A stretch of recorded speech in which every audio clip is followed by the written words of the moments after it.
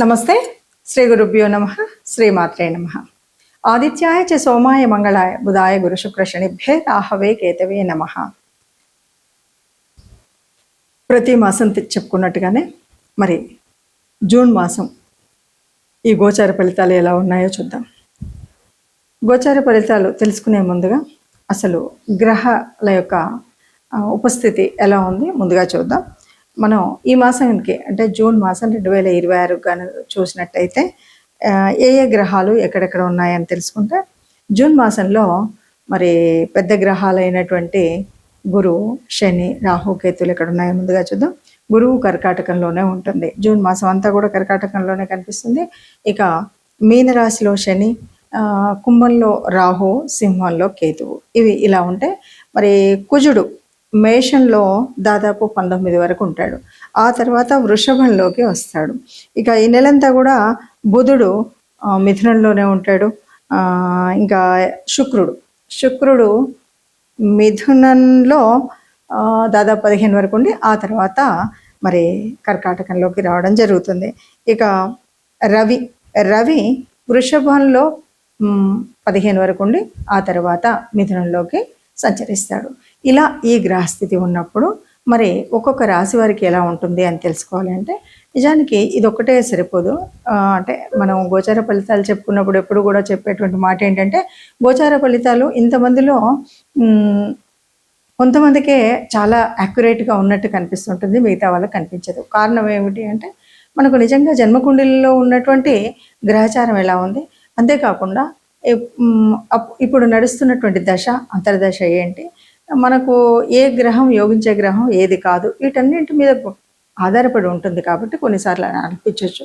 మరి అయినప్పుడు ఎందుకు చెప్పుకోవాలి ఈ మాస ఫలితాలు కానీ పక్ష ఫలితాలు కానీ అంటే, మనకు ఈ గోచారం వల్ల ఇప్పుడు ఉన్నటువంటి స్థితిగతుల వల్ల కొన్ని కష్టాలు, నష్టాలు, లేకపోతే అదృష్టాలు ఇవన్నీ ఉంటాయి. కాబట్టి వాటిని అందిపుచ్చుకునే అవకాశం మీకుంది. మీరు కాస్త దాని మీద శ్రమ పడినట్టయితే, దాని మీద కాస్త శ్రద్ధ చూపినట్టయితే మనం బాగుపడేటువంటివి ఏదైనా ఉన్నాయి, లేదు వచ్చేటువంటి కష్టాలను తొలగించుకునేటువంటి స్థితి ఉంది. లేదు అలా కాదు, ఏ గ్రహం కూడా అనుకూలించట్లేదు అన్నప్పుడు తప్పనిసరిగా ఆ గ్రహాల యొక్క అనుకూలత కోసం ఏం చేయాల్సి ఉంటుందో చూస్తాం. అలాగే ఏ గ్రహం అనుకూలిస్తుందో ఆ గ్రహం నుండి మనం ఏమేమి ఎలా తీసుకోవాలో తెలుస్తుంది. అందువల్ల తప్పనిసరిగా గోచారం అనేటువంటిది మనం చెప్పుకుంటూ ఉంటాం, చూస్తూ ఉంటాం. ఇది ఒక్కొక్క రాశి వారికి ఒక్కొక్క స్థితిని బట్టి ఉంటుంది. ఎందుకంటే ఉన్నటువంటి గ్రహాల్లో ఏ గ్రహానికి ఏది అష్టమ స్థానంలో ఉంది, ఏది అర్ధాష్టమ స్థానంలో ఉంది, ఇవన్నిటిని బట్టి ఏ స్థానాలు ఏ రకమైనగా యోగ్యమైనటువంటివి అన్న దాని మీద నుండి మనం గోచార ఫలితాలు చెప్పుకుంటూ ఉంటాము. తదుపరి రాశి కుంభరాశి. కుంభరాశి వారికి ఎట్లా ఉంది అంటే, వీళ్ళకి ఇప్పుడు మారుతున్నటువంటి గ్రహాల వల్ల కనుక చూస్తే మొదటి పక్షంలో కొంత సామాన్యంగా కనిపిస్తూ ఉంటుంది. మొదటి పక్షంలో సామాన్యంగా కల్పించినప్పటికీ ద్వితీయ పక్షంలోకి వచ్చేసరికి మంచి అభివృద్ధి, మంచి ఇది ఉండడం ఉంటుంది. అయితే కొన్ని ప్రతికూల పరిస్థితులు కూడా ఉంటాయి. వాటిని ఏంటంటే, ఇవన్నీ ప్రతికూల పరిస్థితులు ఎక్కడ అంటే వాహనాల్లో, యంత్రాల్లో, ఇటు ఉపయోగాల్లో కాస్త ప్రతికూలమైనటువంటి పరిస్థితులు అయితే కనబడతాయి. వీటిని అధిగమించడం కోసం మన జాగ్రత్తలు మనం తీసుకోవాలి.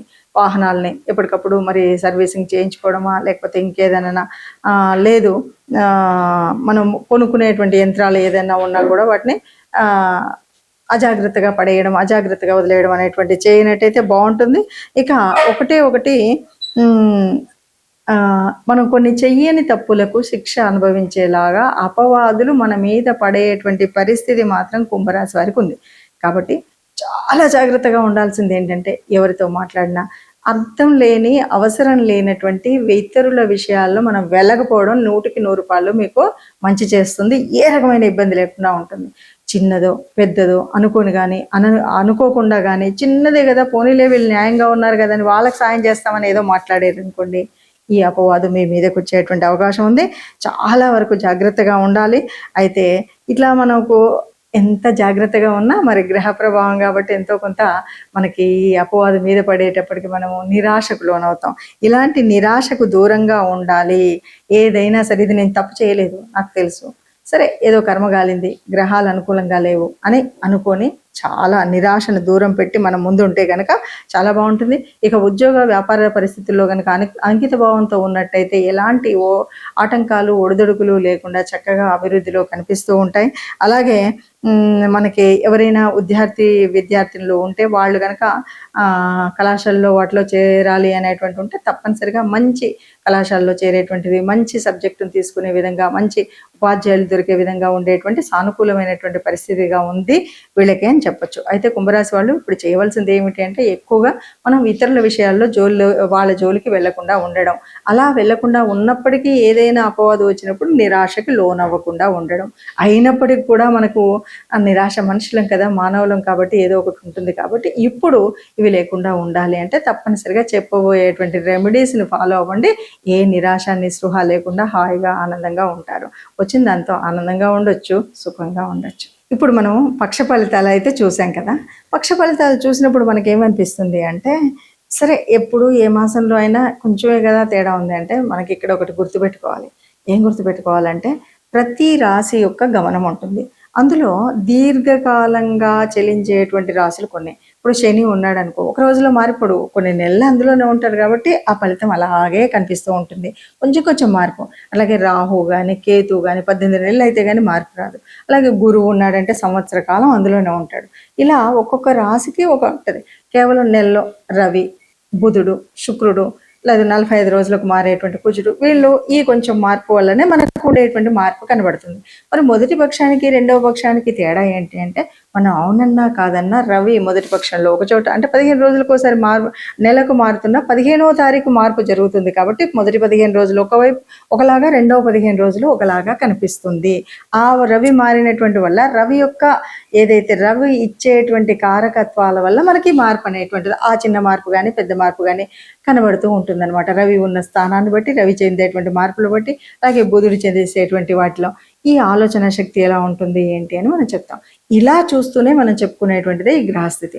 మరి ఇలా చెప్పుకున్నప్పుడు మరి అలా చెప్పినా కూడా మీరు అన్నట్టుగా కొన్ని చోట్ల బాగా అనిపించింది, కొన్ని చోట్ల నాకు ఎగ్జాక్ట్గా అనిపించలేదు అంటాం.